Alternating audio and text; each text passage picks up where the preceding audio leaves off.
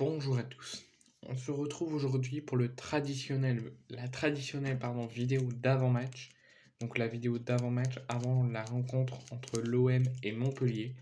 Oui, après 15 jours de trêve internationale, l'OM va faire son retour dans ce championnat de Ligue 1 et essayer de repartir pour la fin de saison par une victoire au Vélodrome. Essayer surtout de renouer avec le succès au Vélodrome.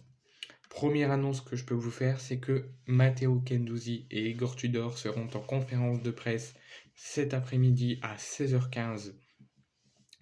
Ça sera à suivre en live vidéo sur Twitch, sur la chaîne officielle de l'OM. Vous pouvez aussi le retrouver par écrit sur le Phocéen sur Internet. Vous tapez conférence de presse, vous tapez le Phocéen et vous aurez en live texte la conférence de presse. Et si vous n'avez aucune possibilité de voir les deux, vous pouvez le voir en replay.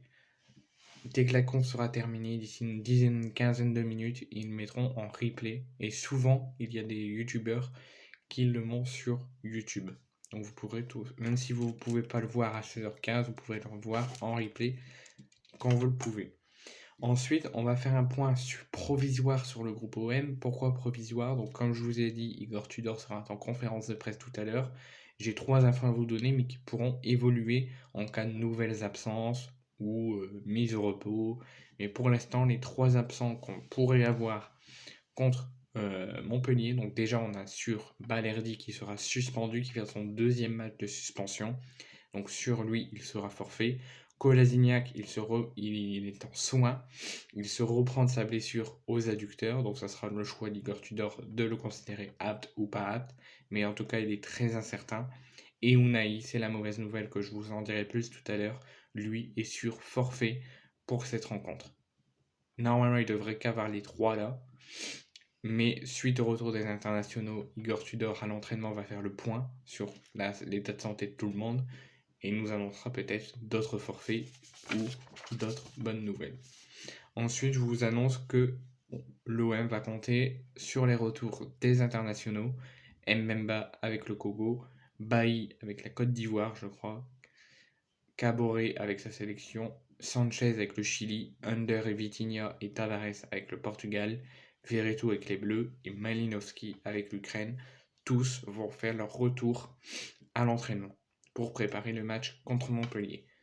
Tous seront de retour, sauf Unai qui sera bien à la commanderie avec ses coéquipiers, mais qui sera en soins et qui devra se préparer pour son opération de sa fracture de l'orteil.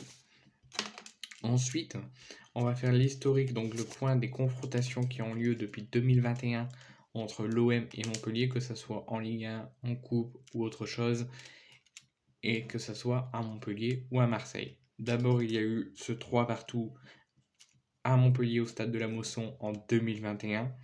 Il y a eu ensuite une victoire sous l'ère Sampaoli, 3-2 à la Mosson en 2021. En 2021 toujours, l'OM s'est imposé au Vélodrome 2-0. En 2022, en Coupe de France, l'OM a fait 1-1 et s'est imposé 5-4 au tir au but. Et cette année, lors du match aller, lors du match à Montpellier, l'OM s'est imposé 2-1. Donc pour l'instant, on compte 4 victoires pour l'OM quand ils affrontent Montpellier, toutes compétitions confondues, un nul et aucune défaite. Donc l'OM finit toujours par prendre quelque chose quand ils reçoivent ou qu'ils vont à Montpellier. Ensuite, on va parler de la composition probable que Igor Tudor devrait mettre en comptant les retours des internationaux, ceux qui pourront tenir ou pas leur place et les forfaits déjà officiels. Donc on devrait avoir Paolo Lopez au but, Mbemba, Rongier qui devrait redescendre en défense centrale, c'est que ça a bien marché en Coupe de France contre le PSG, Gigot, on devrait avoir comme d'habitude Tavares piston, Klose aussi, Guendouzi Verretou et Under Sanchez Malinowski.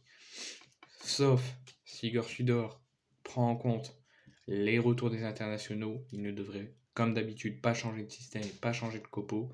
Donc on devrait toujours avoir l'équipe type. Ma copo que je mettrai moi, donc je mettrai bien évidemment Paolo Lopez au but, bien évidemment Mbemba, mais moi je mettrai Mbemba, Bailly et Gigot. Parce que Bailly, il faut le faire jouer. Ensuite, donc piston, bien évidemment piston gauche, Nuno Tavares, piston droit, Jonathan Klaus. Au milieu, moi je mettrais Guendouzi et Rongier. Ou Verretou et Rongier. Non, Verretou et Rongier. Et en attaque, moi je mettrais Payet à gauche, Vitinha en pointe. Donc Payet à gauche à la place d'Under, Vitinha en pointe et Under sur les côtés pour faire reposer Sanchez qui a joué contre le Chili et aussi pour tout simplement le faire reposer et Under à droite pour faire aussi reposer Malinowski. C'est ma composition que j'aurais mis.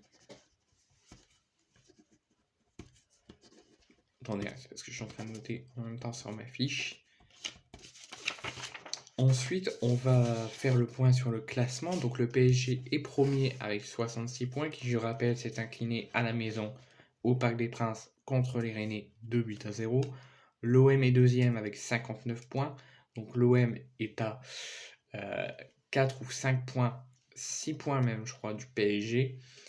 Lens est troisième à 2 points de l'Olympique de Marseille. Monaco est quatrième